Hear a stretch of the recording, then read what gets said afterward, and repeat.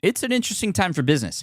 Tariff and trade policies are dynamic, supply chains are squeezed, and cash flow, it's tighter than ever. If your business can't adapt in real time, you are in a little bit of hurt.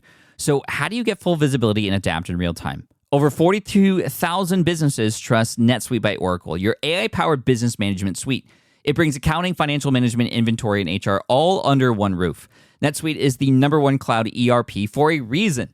It's your single source of truth, giving you the data and control you need to move quickly. Real-time forecasting helps you move into the future with confidence, and with AI built in, you can automate the busy work and focus on strategy. NetSuite helps you see what's stuck, what it's costing you, and how to pivot fast. If I were running a business with a lot of moving parts, I'd use NetSuite for full control over everything. Tame the chaos with NetSuite. If your revenues are at least in the 7 figures, download the free ebook, Navigating Global Trade, 3 Insights for Leaders at netsuite.com/SPI. That's netsuite.com/SPI. You spent months building towards launch day, but when the clock hits 0, your site crashes. Bots swarm, and loyal fans rage on Reddit. That's not good. Fanfare was built to stop that. Fanfare is the drop platform made for high-pressure moments, stampede-proof infrastructure, verified waitlists, and bot filters that actually work. Instead of refunds and rage, you get retention and revenue. And that sounds great to me. Your next launch shouldn't be a gamble. Get Fanfare's 5-step hype drop playbook and learn how to bulletproof your drop at fanfare.io/playbook. Again, that's fanfare.io/playbook. Welcome to the Smart Passive Income Podcast, where it's all about working hard now so you can sit back and reap the benefits later. And now your host. He can't keep his office clean for more than 2 days in a row. Pat Flynn. Today I want to talk to you about RPGs. Now, I'm not talking about the video game. We've talked about video games before here, and I have talked about it in my book, Superfans, and in my presentation. The idea that in a video game, of course, you want the first levels to be very easy, to provide the player with small, quick wins. And you as a creator or an entrepreneur, you need to do the same thing with your audience. Help them get to level 2. Yes, you want to ultimately get them to beat the boss, whatever it is the equivalent of the boss would be for your audience, but you got to start with level 1 because that's how you get to learn the controls. That's how you start to provide these feelings of reward early on. And when you do that, people will continue to come back, just like we continue to keep playing video games to up level, and eventually you're level 60 paladin in World of Warcraft, and then you forget to pick up your kids from school, right?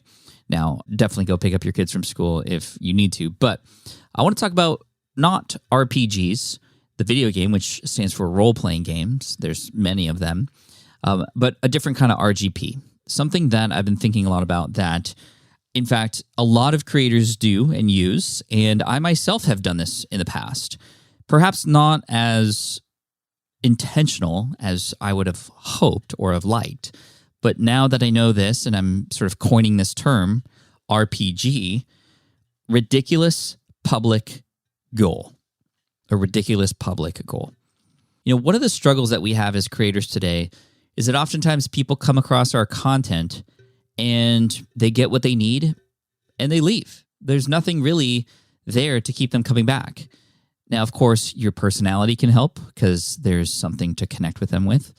The small, quick wins, which we just discussed, can be great too because they'll potentially want to come back for more. But in many cases, when a person watches your video or listens to your podcast or reads your blog, it's very easy to just get what they need and then leave. But when you have an RPG, a ridiculous public goal, this is a goal that is not met in one video or not even met in a single month or year. It's an ongoing challenge that you as the creator have that is made public for your audience. And what ends up happening is your audience starts to root for you. Your audience starts to get involved. Your audience starts to potentially help you with these larger goals. Very large, right? And it becomes a language within the culture of your brand and community. It becomes a thread that connects a lot of the content together. An example of this is from a creator, Ryan Trahan.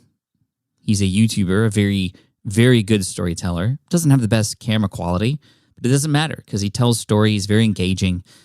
And a couple years ago, he decided to create a sort of a joke. He says that he never really got to meet his grandpa, so he's going to pick somebody that he idolizes in life and try to make him his grandpa. And that was Dr. Phil. And it was ridiculous, and it was public, and it was just said once, but he said, you know what? I am going to try and have Dr. Phil adopt me as his grandson. Right? Again, kind of ridiculous, and Ryan is more of an entertainment channel, but keep listening.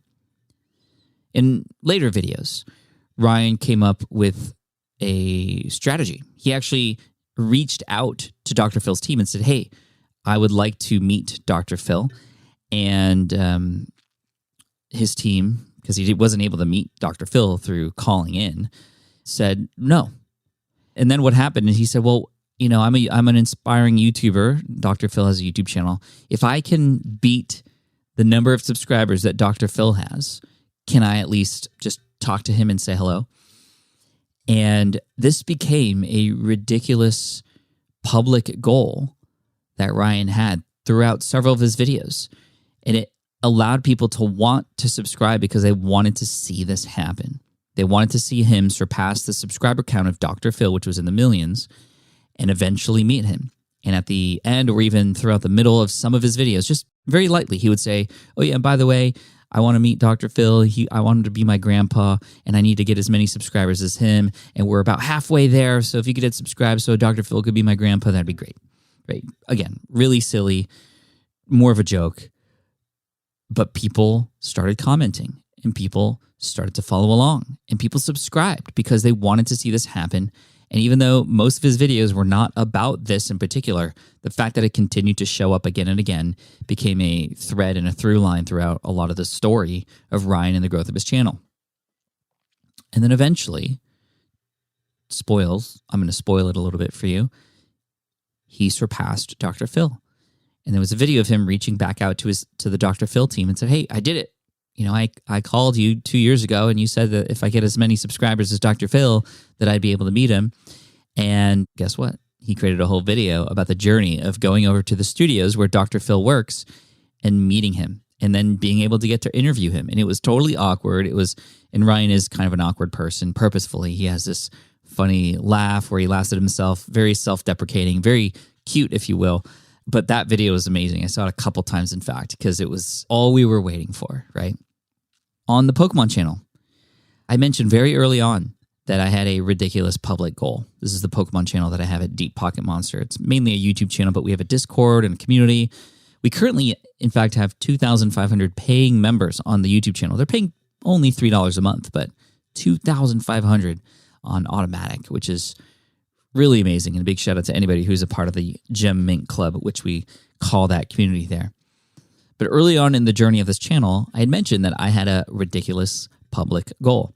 And that ridiculous public goal was, and this might not mean anything to you if you're not a Pokemon collector, but to collect every Wizards of the Coast pack art sealed and graded. And again, that language probably doesn't mean anything to you, but it's a very, very difficult goal because a lot of these older packs from the Wizards of the Coast era of Pokemon, which is 1999 through 2003, are very expensive. There's usually 4 packs per set, and there's dozens of sets. And so dozens of packs that cost hundreds of dollars each, and I was only maybe 15% of the way through. But then several videos later, I talked about an update added to that collection, 25% of the way through. I did an entire video about it later, showing how I got to 40% with a spreadsheet that I created and all that I had to do to get more of it. And it just has become this through point that lives inside the brand, that one day I'm going to continue to get to this point where eventually I'm going to have met that goal. And then I'll need to probably create a new goal. And I have some new goals in mind. I don't want to spoil them for anybody because I'm not sure exactly when they're going to launch. But these ridiculous public goals are pretty amazing. I can imagine that even if it's not necessarily about your brand, much like how Dr. Phil really has nothing to do with Ryan other than he wanted him to be his grandfather, it just becomes something to root for, something to follow, something to get interested in. And the Pokemon stuff, obviously, that I have is related to the Pokemon channel, and people are interested in that. But maybe you have this goal to run a marathon. And then as you're talking about your content, you can let people know, hey, if you have any tips for running a marathon, I know this is a channel about business and finance. Like, I'm going to be running a marathon. I got tickets to the Boston Marathon, or I got entry into the Boston Marathon. I have 7 months to train, and I'll just keep you posted on my journey. It could be something that you do on social media. It can make its way into your show every once in a while.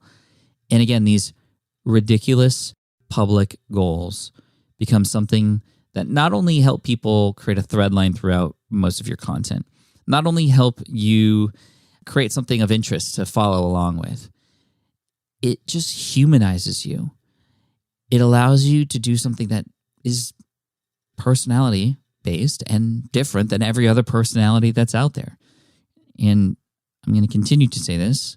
I've been saying it over and over again, but there's so much information out there right now, and it's all free or can be found for free, that you as a brand, whether it's just you and you're a personality or you have an entire team of people, even if you're a software, you have to bring some human elements into the game. And an RGP, a ridiculous public goal, RGP, role-playing game. Yeah, RPG. I did it right. Okay, sorry. I was looking at my notepad and I thought I had it wrong the entire episode, but I'm going to keep that in. An RGP can be an amazing way to create some personality, some interest. And yes, not everybody's going to be interested in that, but it's a part of you, and therefore it becomes a part of the brand, and it helps you stand out from the other people that are out there too. So what's an RGP that you might have and be able to share publicly and kind of create updates on from time to time? You can insert those updates in the bottom of your newsletter every once in a while, or you can be a little bit more forthcoming and upfront with them. You can share them on social media, or you can bring them up every once in a while in your podcast or YouTube videos. It becomes something that people can follow along that's beyond just the information. You need to create connection, and you need to give a person a reason to subscribe, right?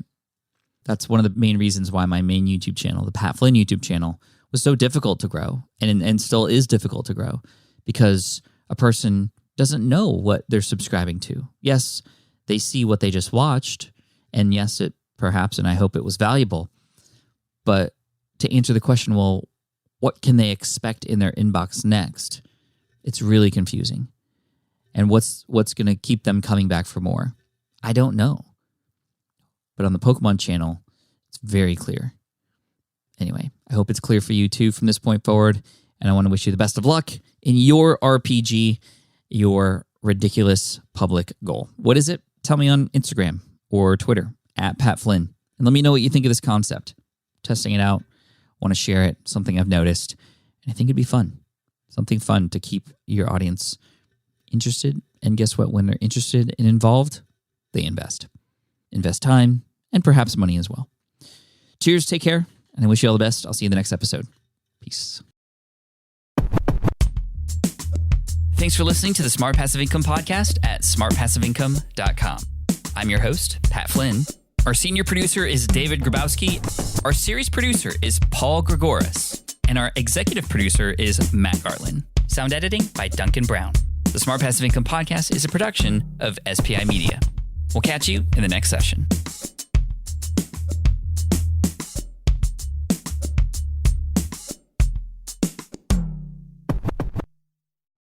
I get it. You want to grow your business, but selling at scale feels overwhelming. You're drowning in complicated funnels, creating different lead magnets, or constantly posting on social media. And that gets exhausting fast, especially when you're trying to sell to hundreds or thousands of people. But what if you could sell at scale with a simple, powerful quiz? A score app quiz or assessment asks your audience key questions and gives them instant personalized results based on their answers. Your audience gets to know where they are now and shows them the steps they need to hit their goals. You can set up a quiz in minutes using Score App's templates and have a powerful lead magnet that'll do the selling for you. The best part is your audience actually wants to take this quiz, and you build huge amounts of trust before you even make a single offer. No hard sales, no chasing leads, just value at scale. Get 50% off the first 3 months using the discount code SPI. Just head to scoreapp.com/SPI. Again, that's scoreapp.com/SPI. More people dream about building their own business and being their own boss rather than retiring early. But a majority of them never even take the first steps to register the business. Why? Because starting a business can feel overwhelming. With legal forms, paperwork, finances, it's a lot. And that's where Taylor Brands comes in. Taylor is a complete business builder designed to make launching your business simple and stress-free. You can register your LLC in just minutes, keeping your personal and business assets separate from day one. And from there, you can get access to everything you need to get off the ground, from legal documents, licenses and permits, invoicing and bookkeeping tools, and even a 100-day business coaching program to help you hit the ground running. You'll also get a free personalized business plan, branding tools, and so much more. And of course, our listeners get an exclusive 35% discount to get started. Just head to taylorbrands.com/SPI. That's TAILORBRANDS.com/SPI. Stop dreaming, start building with Taylor Brands.